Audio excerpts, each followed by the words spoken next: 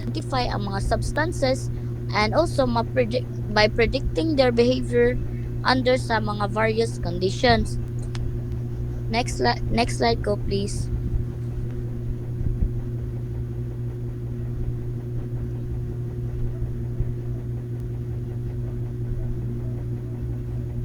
Next slide pa Jude. So, all materials consist of matter. Matuo mo nga, ang tanang materials nag-consist of matter. Please kung react right, like, or heart. Okay, very good. Thank you. So, which we recognize through our senses such as sight and touch. So, with the example including books, desks, air, and water, while some matter is easily observable like stones and wood. So, other types like air and water may be less apparent, but matter shares common characteristics including mass, weight, volume, and density. So along this topic or along this discussion, we will be tackling also about what are the specific properties nga nagclassify sa as a physical and chemical and other fundamentals also which is nag-role siya sa universe o na, and also sa atong daily lives.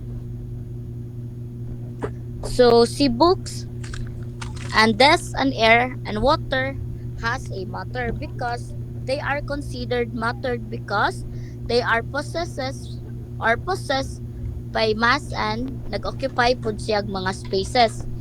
So first si book kabalo man ta nga made siya sa physical materials like paper, also sa ink nga gigamit para masuwatan ang book. But through sa paper and ink, mo siya nag-consist nga that have a mass and nag-take up siya mga space. So, it can be touched and seen, making it into a solid form of a matter. So, si book, example siya sa solid form of a matter. So, naa siya matter tungod kay nag kay tungod si matter nag-define man siya sa mass and nag-occupy siya space. Si desk also similar siya sa book but si desk nagkuan siya it is a solid object solid object nga nagcompose siya og materials such as a wood and metal. So si wood ug metal we all know nga naa siya mass and volume. And also, it is a tangible siya nga item nga naka-occupy siya space. So now, let's proceed ni air. So si air, although it is not a visible, or it is not, dili na to siya mahikapan, but air also is a mixture of a gases. So mainly, ang mga gases nga ang mga gases nga naka-compose kay air especially ni nitrogen and ni oxygen because without air dili ta ka ginawa no kabalo naman tana so also si air pud ay nag-consist siya ni mass og nag-fill siya og space so it can be measured and it can be exert pressure which are nag-indicate siya og or how we indications of its matter status. And now let's proceed ni water. So si water is a liquid that consists of molecules and has a mass and a volume. So nag-occupy po siya space and can be observed in various states. So like liquid, solid, gas. So further illustrating its nature as a matter. So si matter dili lang day siya nag-focus sa mga makita ra dayon or sa mga solid object but also pwede po day siya sa mga liquid nga object. So let's proceed. Next slide please. So now let us read the learning objectives. First is at the end of this chapter, the learner should be able to may I call someone to continue to read the learning objectives, Miss Espinosa. Please, Miss Espinosa, continue reading the learning objectives.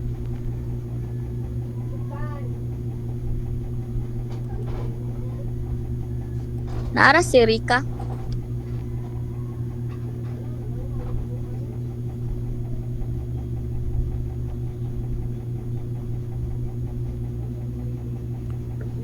Wala si Rika.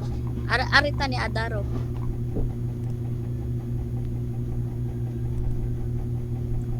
Wala pud si Adaro. Learners should be able to discuss the nature of materials based on their general and specific properties. Demonstrate and describe different materials based on their general and specific properties and effectively, and create instructional materials and prepare simple activities using the improvised materials to compare how different kinds of materials vary in their terms of their general and specific properties. So, thank you, Miss Adaro. So, sa giingon ni Miss Adaro, our learning objective first discuss the nature of the material.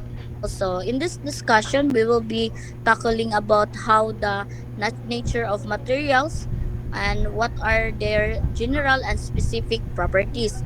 And the second one is demonstrate and describe the different types of materials. So, based on their general and specific properties. And the last one, creative instructional materials and prepare simple activities using the improvised materials. So, in this part, we will be tackling activity that can help your knowledge to enhance more about the properties of matter and so on about the topic. Next slide, please.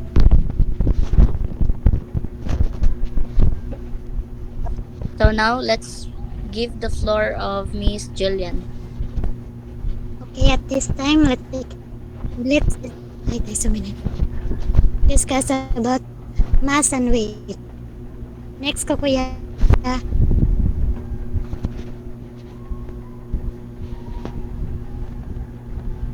The same. Anyone? Na may idea? Okay, manawag ko. Mass is Pradores. Okay, Kathleen Tatoy, please ko share sa mga idea, miss. So, so ang mass o ang weight kay di siya the same because kay ang mass kay dili siya mausab nya ang weight kay mausab pero ang kani siyang mass kay sa kabug-aton nya ang kani weight kay sa kuan niya tino ay ang mass kay kadaghanon nya ang weight kay kabug-aton. Okay, thank you, Mr. Toy. Many people think mass and weight are the same thing, but they are actually quite different. Please connect, kuya. So at this time, let's talk about mass first. Please kung sumagang, please ko read sa kwan, sa mass.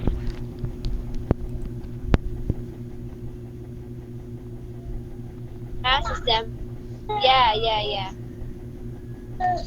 Mass is the amount of matter is an object. Okay, ang mass dahil. Okay, thank you, Miss Sumagang. Ang mass dahil, mo na siya ang kanang gibugaton sa usa ka object, even kita mga tao na sa tay mass. Atong kabugaton or mga things nga atong makita sa atong surrounding na nasa mass. Then, dahil sa unit of mass is kilograms or kg or grams or g. Una siya ang kanang sa unit sa mga solid. So, kanang mga gahay nga butang, wala ang kanang liquid is ml or liters. So, property types, intrinsic. So, anyone, kinsa na idea ang sa na intrinsic? Please nang raise sa hands. Again, miss? Mao na ang dili mausab. Or way Okay. kausaban. Okay, thank you. You're right. So, ang intrinsic die means does not change no matter where the object is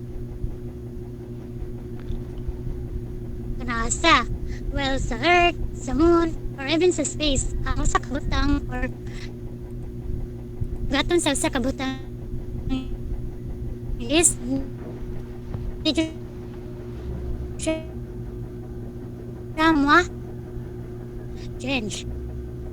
So, ang type, ang pag-measure na niya, then place ko next niya.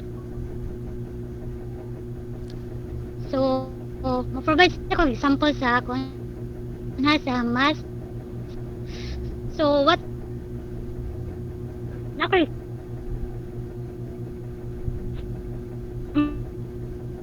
a book has a mass of 1 kilogram whether it's on Earth or Moon.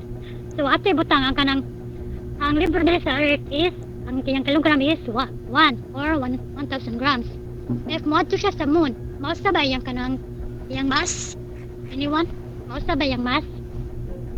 Pakibot. Natin is pakibot. Anyone? Mausa bang mass? Libre. Okay, thank you. So, this time, ato na ito karang weight. Please kung gerunda, please kabasa sa weight. So weight is Gerunda. the force exerted on an object due to gravity. So, ang weight guys, kay mo na siya ang force or kanang push or pull nga gihatag sa usa ka butang or kanang gravity. So, for example, ang gravity diri sa Earth is, always remember nga, according to Isaac Newton, ang gravity diri nga nasa Earth is 9.8 meter per second squared. So, ang isa unit sa kanang weight is newtons or N. Property type is extrinsic. So, anyone kinsa na idea unsa na intrinsic? Anyone? Any two? Nawa? Mausab siya. Okay, thank you, Miss Satoy. So, ang extrinsic dahil kay means will change when gravity changes. So, no, di ba no, diri sa Earth kay 9.8 man ang gravity diri. So, ato ibutang akong, ang weight na ko diri is 5 newton, ay 15 newtons. Well, inikanto na ko sa moon, mausa ba akong weight? Mausa ba akong weight? Yeah. Okay. Mausab no, kay tungod. Lain naman ang gravity nito nga gihatag sa moon. Ang gravity nga nasa moon is 1.6 meter per second squared. So, ang measure using ani kay spring scale or ring scale. Mao ni siya ang kabantay mo kanang mga timbangan nga inibutan mo sa usa ka object is kanang mainit siya. Kinsa nakakita na any reaction?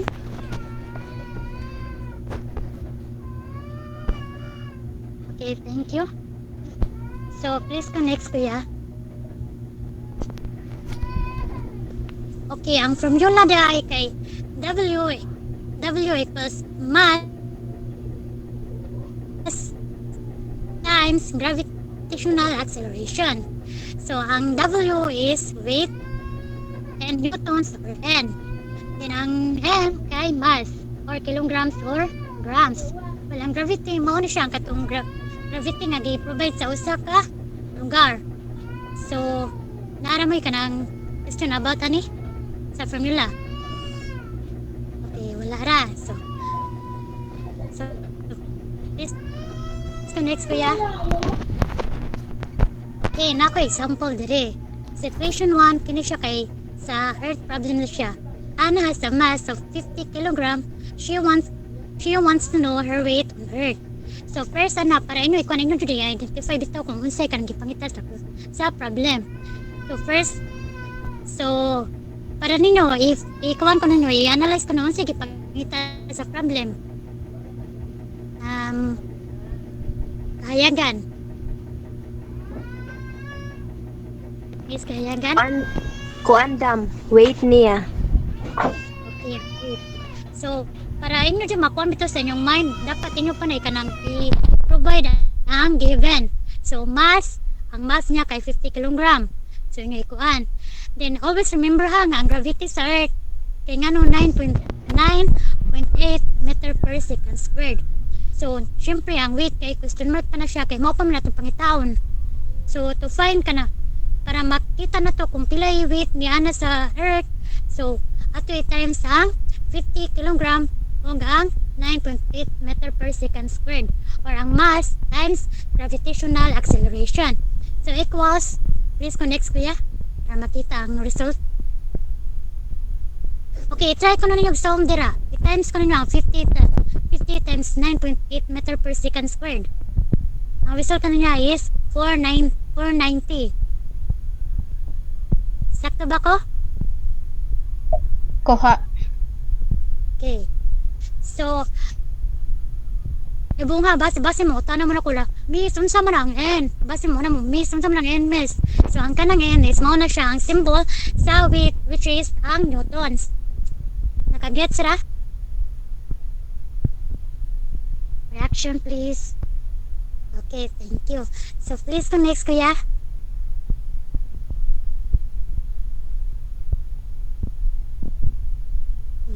Therefore, okay, another example. Sa Earth, gihapon na siya nga problem. Clarice has mass of 60 kilogram. She wants to know her weight on Earth. So, unsa gito ang kanang formula sa mass of weight? Anyone? Andaro?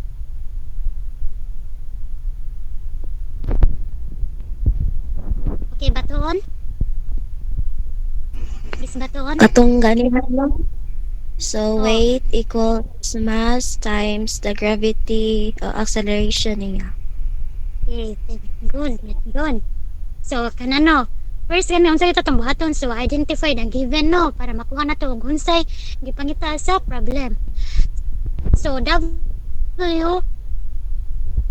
So, pilay mass ni Clarissa Earth. 60. Okay, 60 kilogram. Well, time ay napila get yung gravity sa Earth. Tumabiyan na pila yung gravity sa Earth.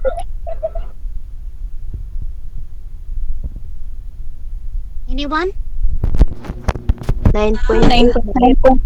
Okay, 9. Ayun na nyo kalimti kay mao dyan ka ng gravity diri sa Earth 9.8 meter per second squared. So, next times po na para na makita nimo ang iyang weight ni Clarissa Earth. So, which is next times nimo sa mass of sa gravity muna na ang result nga 588 newtons. Okay, try ko na yung calculate dira sa 1. Back answer. Sakto sa. Correct. Okay.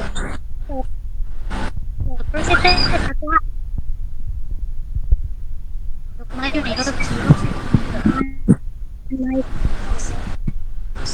Mr. Lupayan, please. Okay, Mike. Okay, arita sa moon na problem. So, ang weight ni Clarissa kanang moon, mausa ba ya? Yes. Mausa ba? Yes. Weight ni Clarissa moon? Yes. Yes. Mausa. So, how about ang mass? How about No. No. ang Dili. mass, It is what it is. So good yung Dili. math. No. Always remember. Always remember. Okay, remember na dyan na siya, no? So, sa dito nga, problem pilagay ka ng gravity sa moon. 1.6 meters per second square. 1.6 meter. Okay. Sakto mo, no? So, W or weight equals 60 kilograms times 1.6 meter per second squared. So, compute niyo mo na ang result na is 96 and gihapon or newtons. I-try ko na yung compute be. Okay, sakto ko no. So, nara may pangutana? Base ng liyan, naglibong mo base na ng quiz ha, di na nasa mo kakuha ha. Base mag-chat-GPT na sad mo. Okay, sige, para iklaro na to ba na may question, gidali. Pangutana mo. Okay, kung may pangutana, ako yung mangutana. Ang mass, extrinsic or intrinsic? Raise ang hands. Sa mo answer? Intrinsic. Okay, intrinsic. Nga no, intrinsic mo siya ate. Ate store ko. Time usab man siya. How does not change. Okay, di siya mausap no. Sagasa ka nga lunggar. So, how about ang weight? Intrinsic or extrinsic? Extrinsic. Extrinsic. Anong extrinsic man siya? Kay Kay mausab mausab. man. Okay, mausab. Depende Okay, sa na class. example ha kanang example nila ko another example ha. So, awa ako kay ngano atibutang na ako sa kanang CPC. Din akong kuan dito mas ato sa CPC kay 40.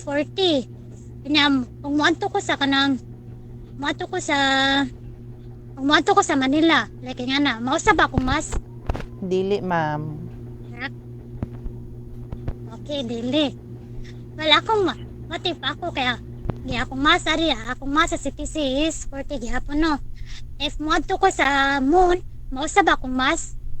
Dili gihapon, ma'am. Dili. Okay, dili. Ay. Kailang wala akong wait, mausab ay nagadto na ako sa moon. Very yes. Yeah.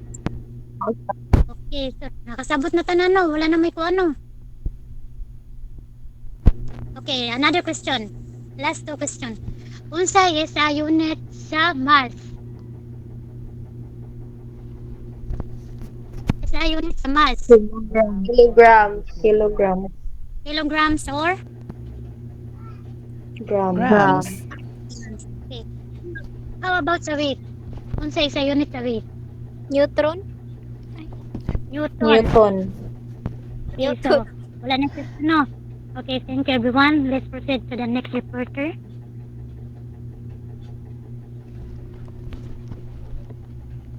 Okay. Please go next, Ryan. Ayun na lang sa video. Largo na lang sa kuan. Madungog ra ko, everyone. Okay. Yes po. Thank you for that confirmation. So, proceed na dito sa kuan sa density and volume. Hi kids! Today we will learn Next pagyud. what is mass. So let's have a short recap no about what Miss Jillian discussed about what is mass. So again, what is mass gani? What is mass again? The amount of matter. Okay, very good. As you can see on the screen, no, what mo answer? Paet. So again, mass is the amount of matter in an object. Even kita, people, natay kagalingon nga mass. We have the mass. Di lang kayang object lang mismo ang na mass.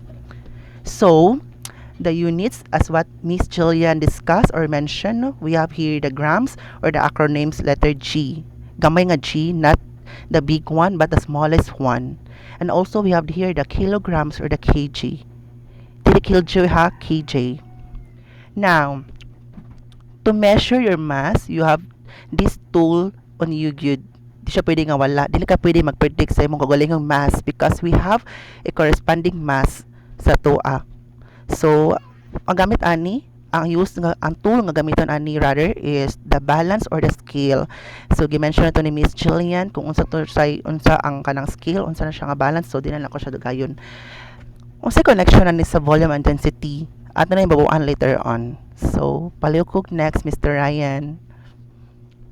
So again, volume. So I want someone to read the statement below. So I will call someone, okay? Okay ra tani nga mechanics. Just raise your hand lang ha if you want to volunteer or kung dili mo volunteer, so I will call someone. Uy, madungog ra ko. Give me thumbs up, Dobby, if I'm audible. Okay, thank you for that confirmation. So I want Miss Sumabang Abigail to read the statement provided. What is volume? Volume is the amount of space an object takes up. Units for liquids, milliliter, liters, for solid, cubic centimeters, and cubic meters.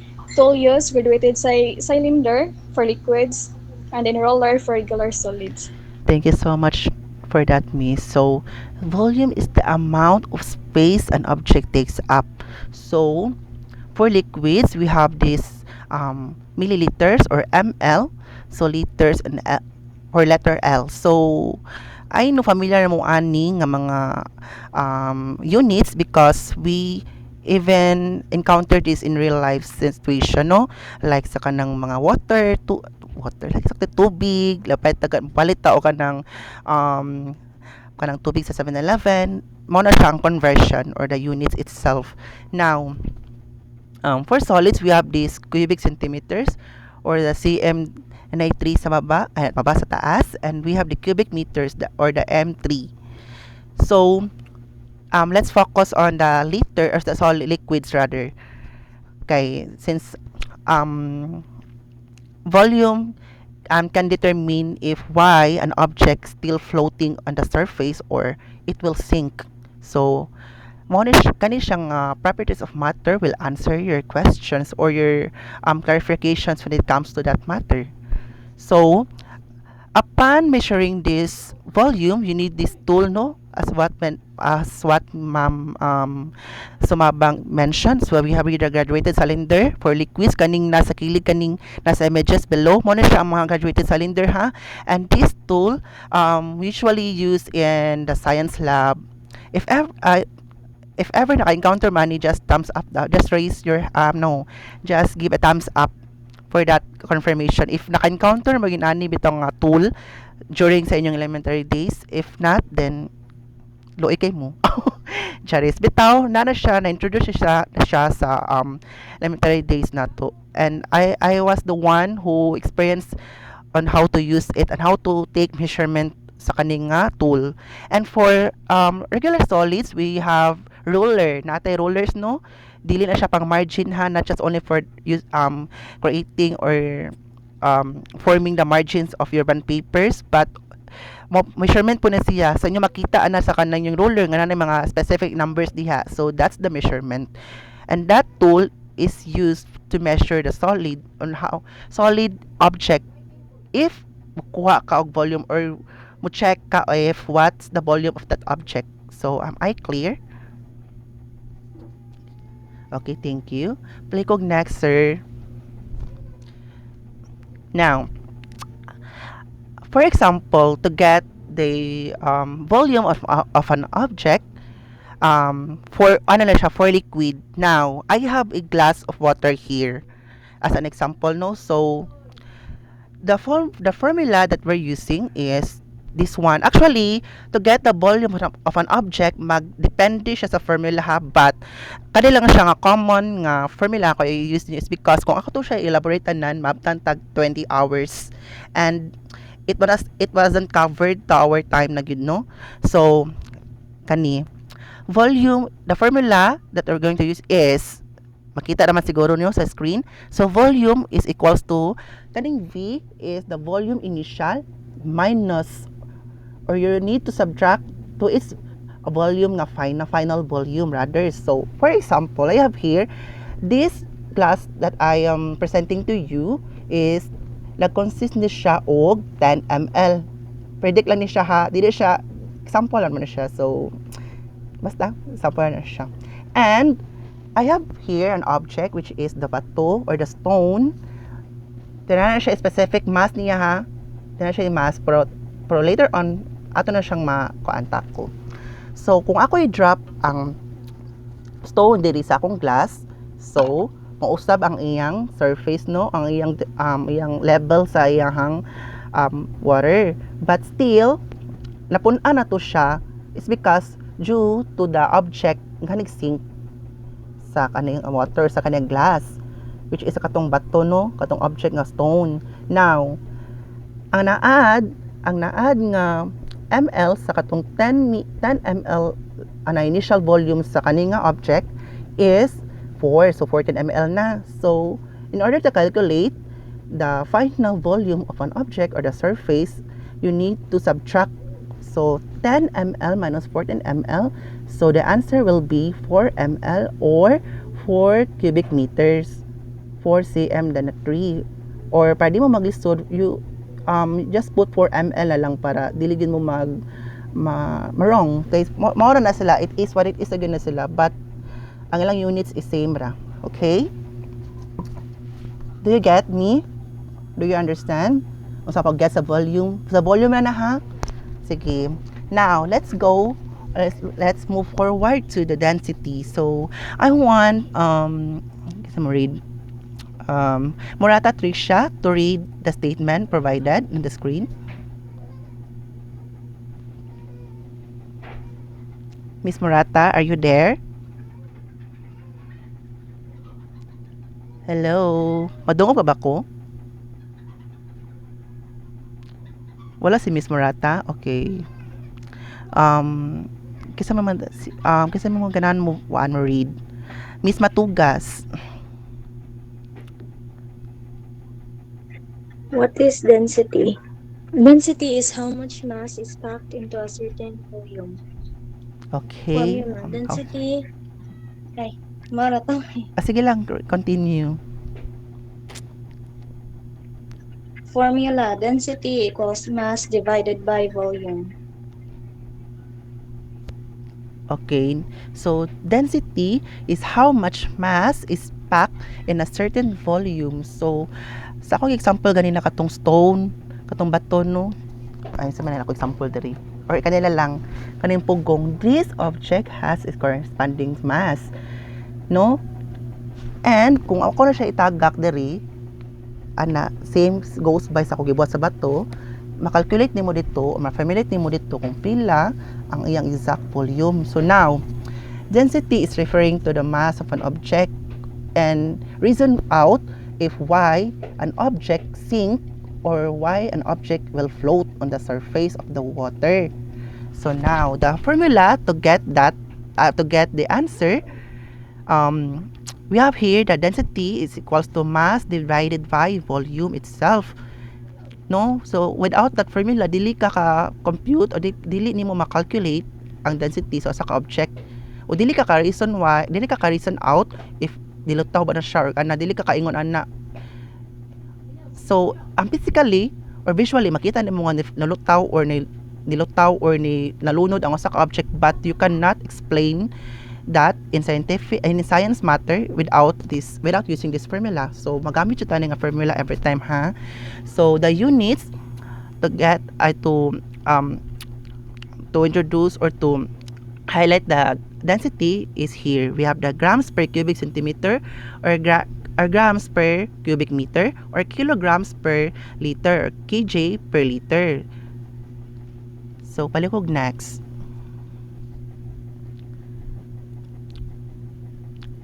Example, if an object has a mass of 50 grams and a volume of 10 cubic meter, what will be its density? Don't forget ha nga, grams and kilograms are the same unit, but gilay siya convert, but they are the same. But mag-use ta og grams if the object itself is dili siya makaabot og 1 kilograms, no? Like for example, ang kani siya nga mouse is consists of 10 grams. So di ka pwede mag 10 kilograms ani ha, dili nimo gamiton ang unit nga kg ha. If ang mass, if ang grams so sa object is dili mo abot o dili mo reach og 1,000 and beyond. Do you get me? Ayaw makalibog. Okay. I guess the majority of the class understand. No. Let's go back to the question. So, in order to calculate its density, of course, as what Miss Jillian stated, you need to provide the given or sige pangayo. Like for example, here, the mass is the 50 grams while the volume is 10 cubic meters. So, to answer or to calculate it, you need to, unsaon ganito? Unsa formula gani sa density to get the density of an object? Miss Batuon? Density sa unsa to? Unsaon na to pag-calculate? Unsaon na to pag-calculate? How? Sa kanang mass, kanang volume. Yes. So, the density is imo siya, kung sa mass nimo is 50, so you divided by nimo na sa volume niya, which is the 10 centimeter third. So which means the equals of yung density is a 5 centimeter third. Okay, thank you for that cooperation, Miss Batuon. So, to check if sakto ang answer ni Miss Batuon, kindly next daw kuya, Ryan, kuya na noon. So, the answer is grams per cubic meters. So mo na siya ang answer ha. You need to divide the mass and the volume. And of course, if namoy ma-encounter nga statement nga provided ang volume, so haya-haya ra. You need to compute the good. You need to divide. If ang statement is nag-look for density ha, ay mo makalipat kung density ang i-mention, so you need to divide the mass and the volume. Kung ang weight kapangita katong gi-discuss ni Miss Jillian, so nato ninyo pag-compute, you need to multiply ra gyud the mass and the weight. Am I correct? Okay. Yes. So, next please. Ay lang na siya i-video. Today we're exploring the intriguing world of mass, next na siya. volume, and density. So, para jud mataas na kung nakagets mo sa akong discussion, so I have a quick review here na and I want a correspondent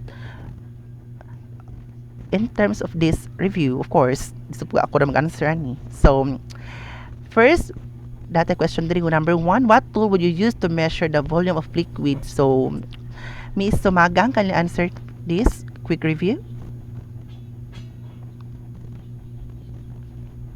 Unsa gid nga tool itong gamiton of liquid ang okay, Mr. Lokmayon?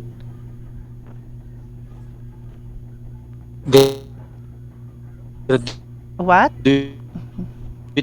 Cylinder man. Okay, very good. Good listener, you can see Mr. Lokmayon. So, virtual applause sad mo uy. Ako na applause. So, number 2, ay sakto lagi ito. Graduated cylinder for liquids, no? And for solids, sa to siya katong makalimut ko. Basta to siya. Liquid man tong question. So number 2, if an object has a mass of 100 grams and a volume of 50 cubic meters, so what is its density? Don't forget how to calculate the density. Density ang gipangita diri sa given. So Miss Anore, naka diri? Or anyone who wants to volunteer.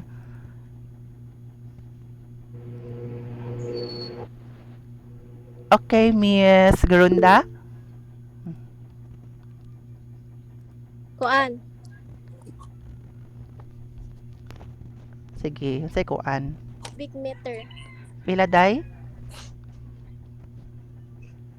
Density.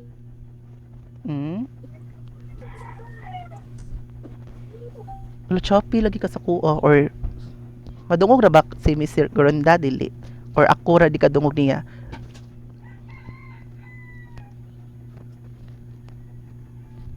So, ano na lang. So, ang answer ani is density is equals to, the formula no is density. To get a density, we have this formula which is the density is equals to mass divided by volume. So, ang 100 grams is unsa gani ang 100 grams? Amo Gracia. Lagi, unsa gani ang 100 grams? Miss Abeliana?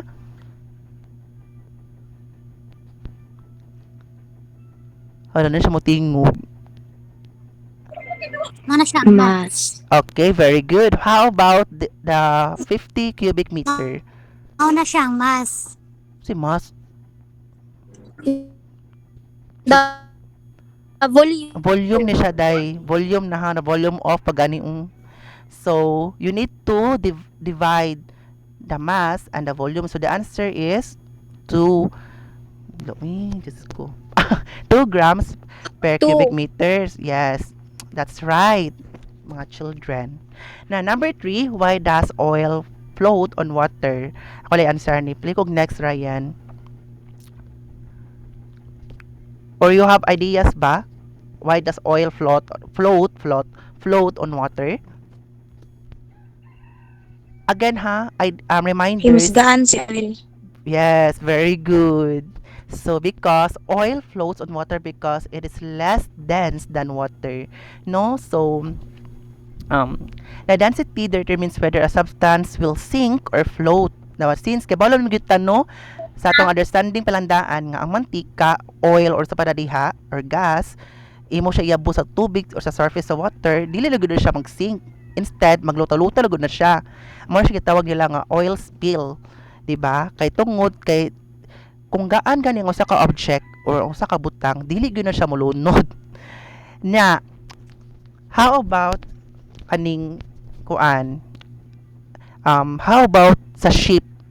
Ngano ka no, makapangutan na ta ngano ang usa ka barko maglutaw-lutaw pa man siya, nakabaw man ta nga bugat man siya. Do you have a confusion on that scenario, no? And I guess so. Okay, ako na confused ko na. And of course, na siya explanation when it comes to that matters. That's why ang ship daw is naglutaw na gapon siya, still floating on the surface of the water. It's because, ako lang siya i-share gamay. It's because of the buoyancy by the Archimedes principle. So, saan ang buoyancy, sir? Ang buoyancy, no? When an object is placed on water bitaw, like the ship, since we know that the ship is composed or made of metals itself and it was made accordingly para sa ayang kuan, accordingly sa ayang purpose nga mulutaw gid siya with the help of the force. And of course the shape of the shape of the ship will matter the most ug unsa siya pag-create. And the reason why nganong nilutaw jud siya is because of the force placed in the ship, inside the ship, katungod sa force nga gihold on sa ship and the air. That's why nagkakuan na balance ang ship sa surface of water, na balance siya. It's because of the remember that it's because of the force and the air inside the ship, with the help also of the materials nga gi-use sa pag-create sa ship. So that explains why instead nga magsink siya, naglutaw na siya. It's because of the force, no, nga gi-pull up ang ship. Do you get me? Instead of down ba, ang Yes. air is ang force sa air niya is up, ang iyahang pataas ang iyang force instead of paubos.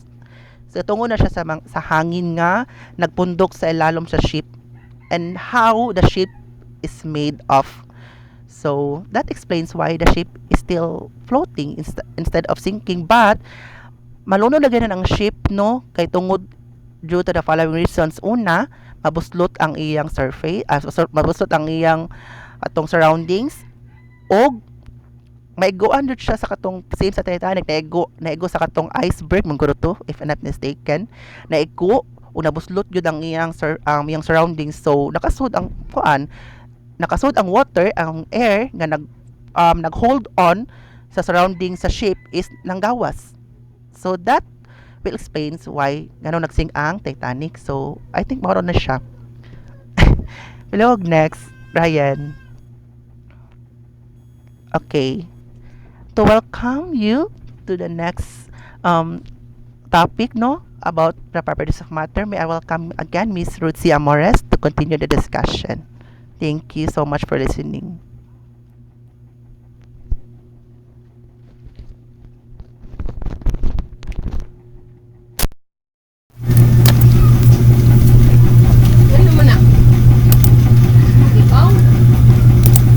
Napa si Ruthie? Ay, sorry, wala na on. Sige. Nauwi ako na on. So, okay, sige. So, good day everyone. Now, let's proceed. So, our last topic is all about specific properties. So, today I am going to discuss the physical and chemical properties. So, to understand these properties helps us know how substances behave in different situations. So when we say specific, so naara siya ka nang i-conclude nga mga properties which is specify na siya daan. So these properties, yahang first properties is the physical properties and the chemical properties. So let's start. Before we proceed to our final discussing, may I do the introduction first. So in the realm of science, understanding specific properties is a fundamental to grasping the behavior and characteristics of materials and substances. Please connect slide, Ryan. So by examining these properties, scientists can identify substances and determine their usefulness in various applications. So properties are naa po siya yung mga aspects na which is mga scientists is more on applicable or more on kanang gina-use nila because we all know nga scientists is nag-use sila mga formulas to discover new things. In this report, we will be focusing on the physical. So, using a water as a primary example due to its unique characteristics. So, in the end of the lesson, we will be having a example about unsay mga kanang physical properties and what is the chemical properties o yung mga fundamentals aspects. So, please go next slide. So, I have here a question. So, why chemistry and biology is important? Anong importante man si chemistry o si biology sa science? Gaviola? In your own opinion, Oday? Si Gaviola?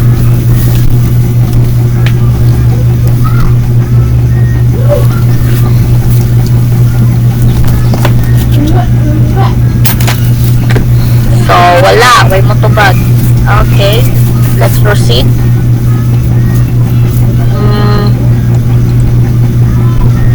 Doris. Si Doris? Wala. So, paano mo? Unsa man si chemistry and biology?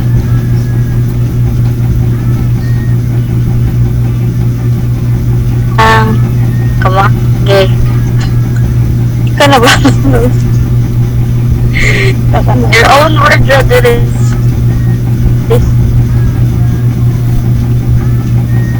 Muna siya ang ano nga tayo?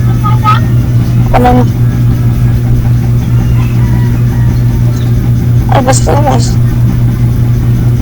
Ang biology, kaya mo nang kung ang nakasapot sa itong lawas kami. Ano po siya? Walang, ganito na siya. Kaya study mo siya sa life. Okay. Matapot things. Okay, good. Thank you. Thank you. Thank you. So, sa giingon ng study ko na sa lawas ang biology. But, chemistry is nag-talk about siya sa branch. Chemistry is the branch of the science. So, that nag-study siya or nag-composes siya properties and changes of matter. So, nag-explore si chemistry how substances interact with each other, and also they undergo so si kuan po dahil si chemistry kay more on ang yung gina-study kay mga reactions, mga substances, energy changes, and others. And while I study biology, so si biology is the scientific study of life. From the word bio, so biology, so bios, human or life. So biology is the scientific study of life and living organisms. So it also examines the structure, function, growth, and also the evolution and the distribution of the taxonomy of living things. Tapos yung mga key areas or mga key aspects, but ang relationship between the chemistry and biology nganong gitakol na to siya sa properties of matter nga topic because chemistry and biology are interconnected fields. So biochems or biochemistry, for instance, bridges the two by examining the chemical processes within living organisms. So understanding chemical reactions help metabolism, respiration, and photosynthesis. So, ando ka, kay di na siya magbuwag. But, aside sa karong person, siya to ang main focus na discussion or main topic, no, ang chemistry and biology. And also, si biology, siya good